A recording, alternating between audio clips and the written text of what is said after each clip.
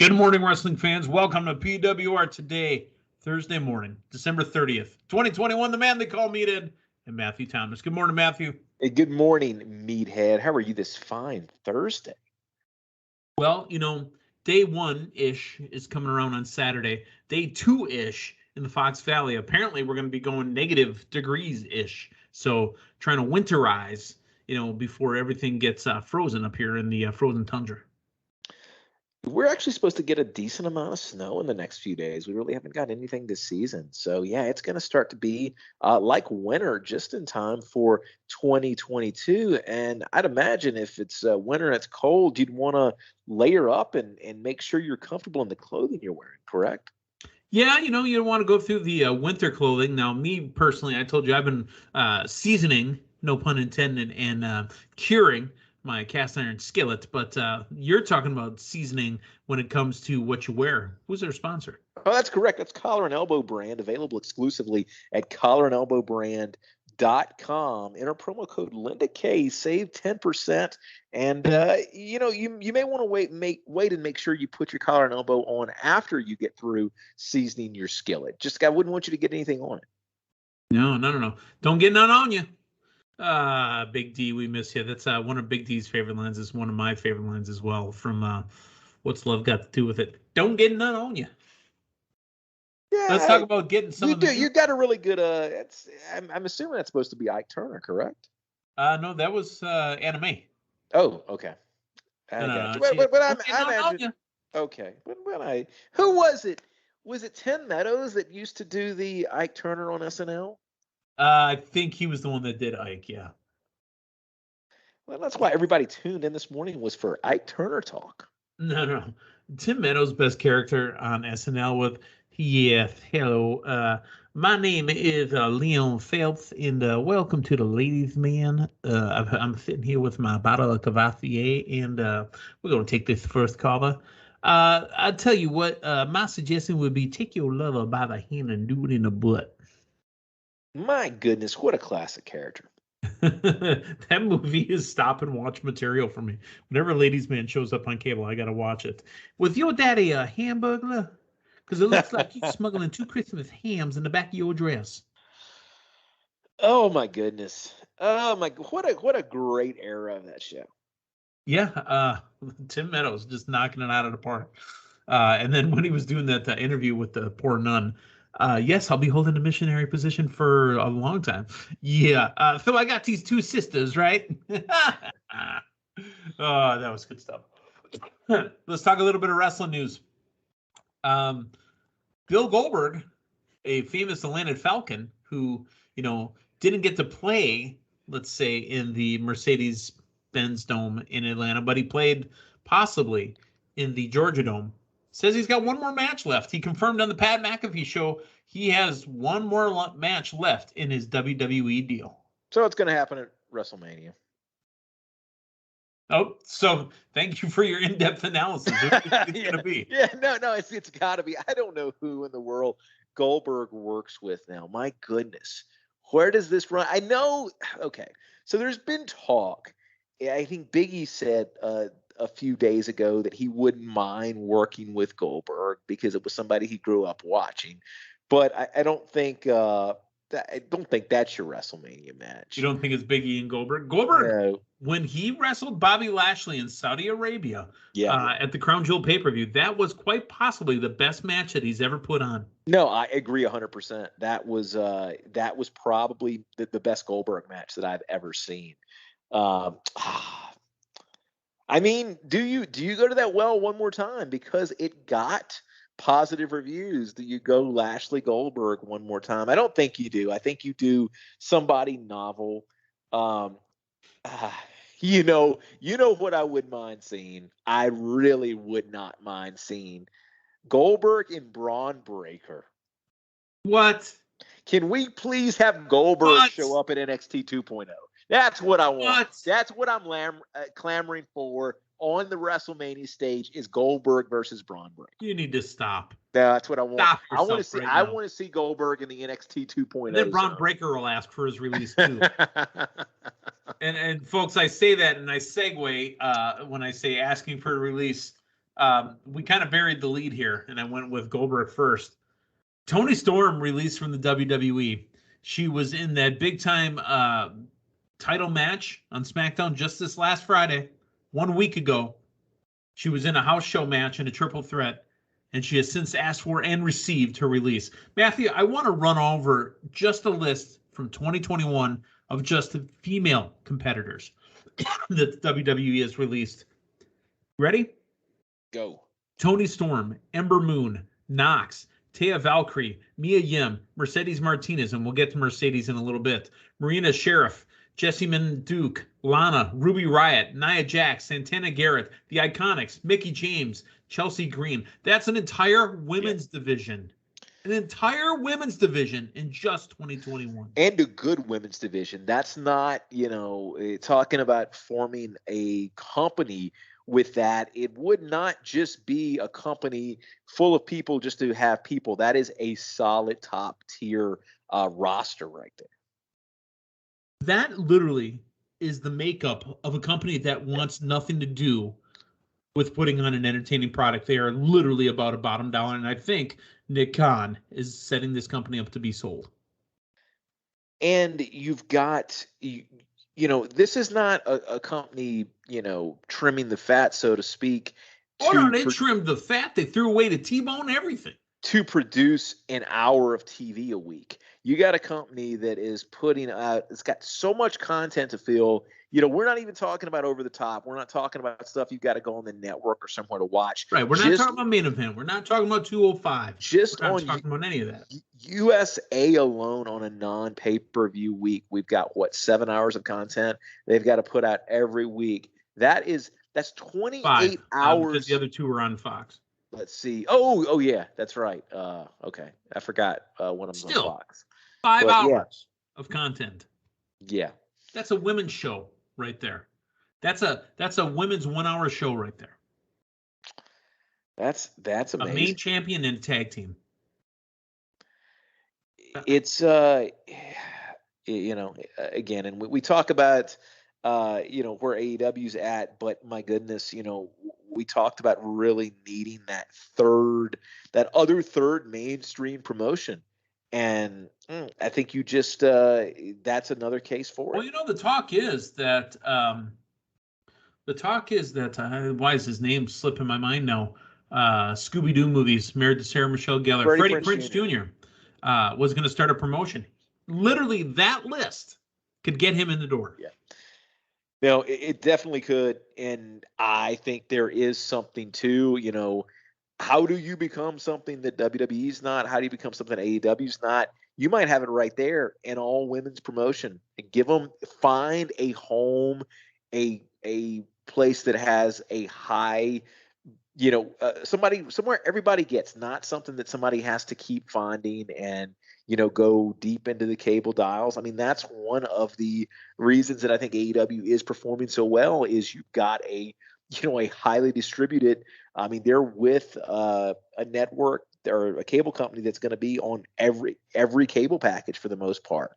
You get a company, you get a channel that you get that high visibility, you can make a go of it. I still don't understand what they've been doing. And again, we're just talking about 2021. Okay. We're not even talking about 2020 and the amount of releases. We're not talking about 2019 when they really started going bonkers. We're just talking about this last year. So this isn't something that they were doing because of COVID. Don't give me that COVID line. They were doing this in 2019, and they had mass layoffs and mass cuts. And they continue to cut. And then, oh, look at this. COVID came around. Now we're going to have to run people for 3-4 segments in a row. What the I don't get it. No, I don't either. It has been one of the biggest head-scratching years as far as, what they've done release-wise, what they've done, how they've displayed talent. I was reading an article yesterday on just the whole, now that more is coming out about Karrion Kross and what they were going for there with that whole deal to the main roster. Right. And it's almost like since they've kind of abandoned ship on NXT, they've really abandoned a lot of the people. And it's ship on Raw already too. Yeah. that have, you And at looked least at Karrion Kross, half you of the look at 3 Keith Lee. hours they've abandoned ship, and it's Yeah. just whatever we've got available today because we might fire somebody tomorrow. Yeah, and it's everybody That 3 hours. Sorry to pulling. cut you off. I was going to say that 3 hour Raw show could be done in 90 minutes. Double duty, triple duty. The stuff that there is positive response to, you just spread it out all over the show. I mean, we're seeing Riddle how much on Raw, how They're much putting on Riddle on NXT. They're putting AJ NXT. Styles on NXT. Yeah. Ridiculous.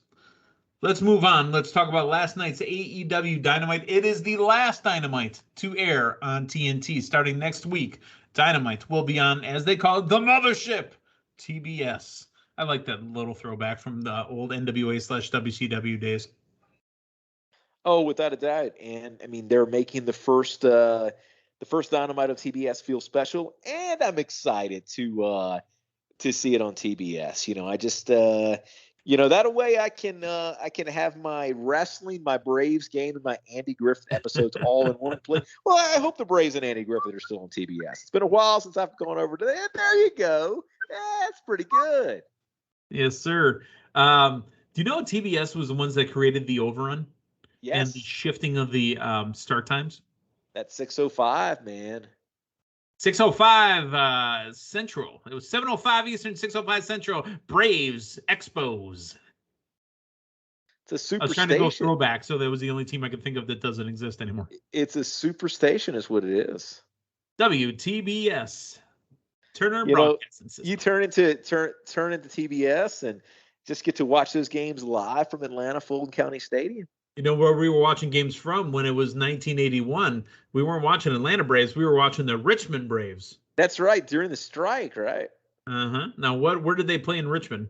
It used to be the Diamond. That's when it was the Richmond Braves before the era of, get this, the Richmond Flying Squirrels. Oh, boy.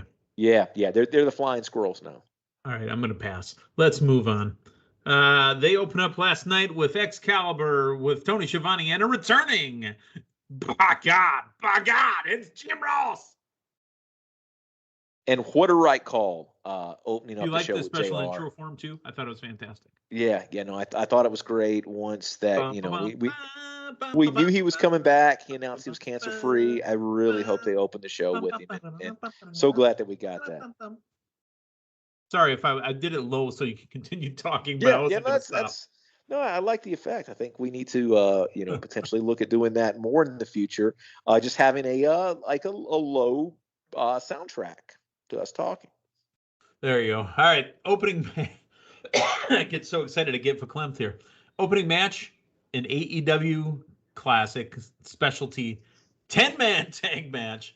Christian Cage, Jurassic Express, Jungle Boy, and Luchasaurus, and the Lucha Brothers, Pinto, Zero, Miguel, and Rey Fenix taking on FTR, Cash Wheeler, and Dax Harwood, Matt Hardy, and Private Party, Isaiah Cassidy, and Mark Quinn, with George Ole, The Blade, and Tully Blanchard, and Alex. Oh my God, how many people were out here? Let's count them, shall we? 1, 2, 3, 4, 5, 6, 7, 8, 9, 10, 11, 12, 13, 14 people for the opening match, not including the referee or the commentators. 14 people. As hot as AEW's product has been recently, the flow of the show last night with having two men matches to open up the show, you seem to really fall into a lot of AEW tropes here. AEW trope that I was trying to say a classic original. AEW trope is probably a better word for it, because the multi-man tag is it's getting old.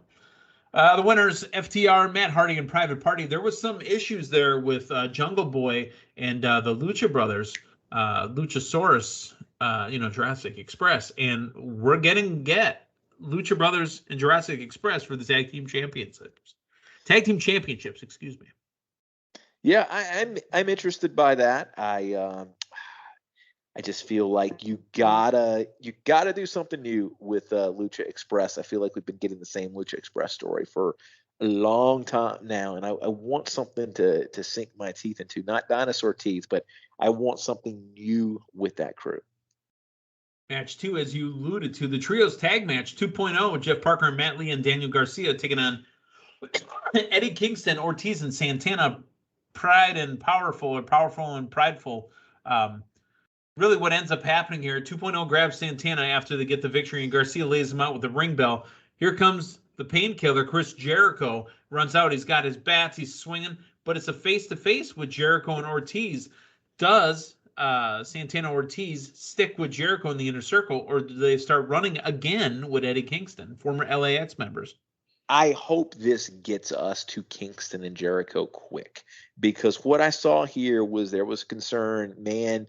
The Eddie Kingston thing, happened very naturally and organically. I don't necessarily. My concern here was we're going to start seeing, Kingston work some tag team with Jericho or something, and then eventually get a blow off. We kind of went straight to the friction last night, which I like. I would not mind seeing a Kingston Jericho program. I kind of wanted the the Punk Kingston program to continue, especially since Kingston did not get the win over Punk.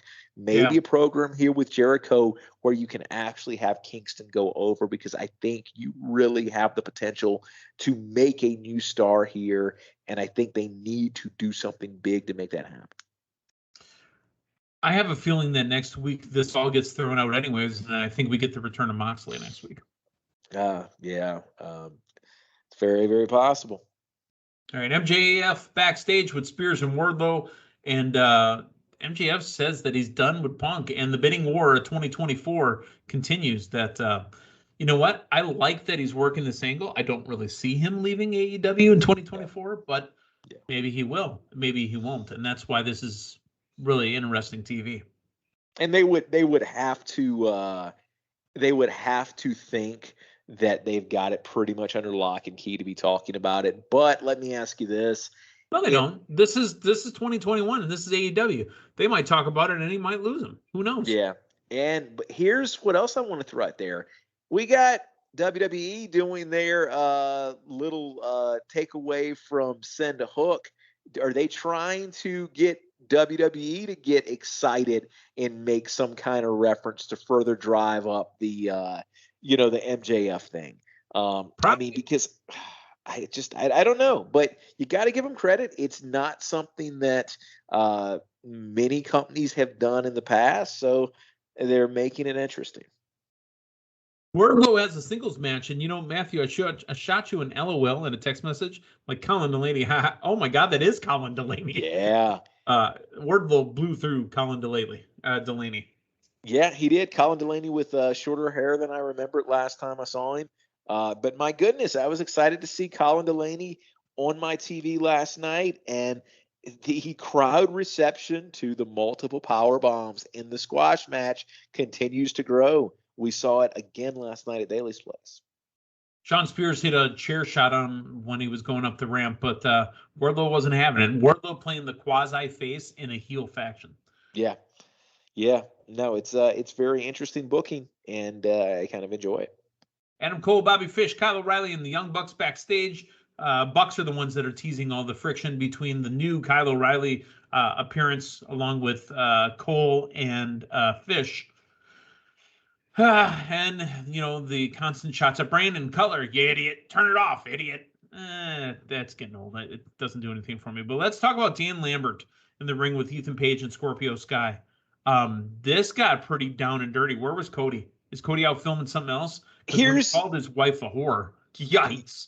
Yeah, here's the thing. If you looked at what AEW had released as far as the graphic for last night, there was supposed to be a Cody appearance. And it was this overblown graphic of like championship celebration. So it's very interesting that it did not happen last night. All they mentioned of Cody on the side was the T-shirt during the Dan Lambert promo, which said heels, face, and then said champion with the Nightmare Family logo. Did you read the quote from Cody the other day? No, tell me. So apparently, and this is the paraphrase, but apparently, what he said in regards to his character is that they are going a very, what was the word he used? It was something along the lines of very interesting, out there. He didn't say confusing, but it sounds like they've got a very, very non-traditional plan.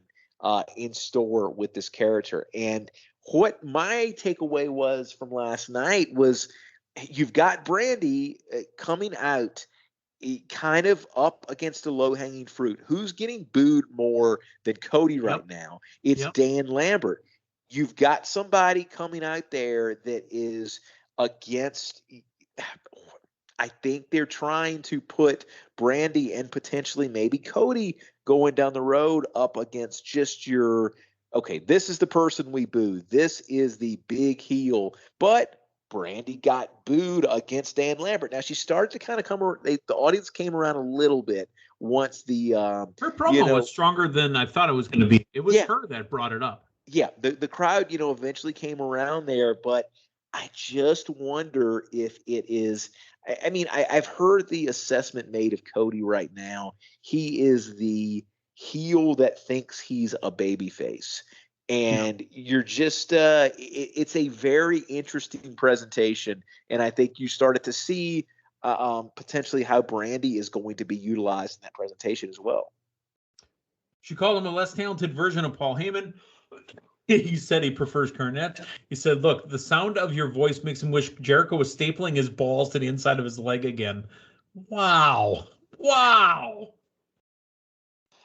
Yeah, it was some interesting back and forth there. Lambert says he's a black belt. Brandy said she's a black bitch.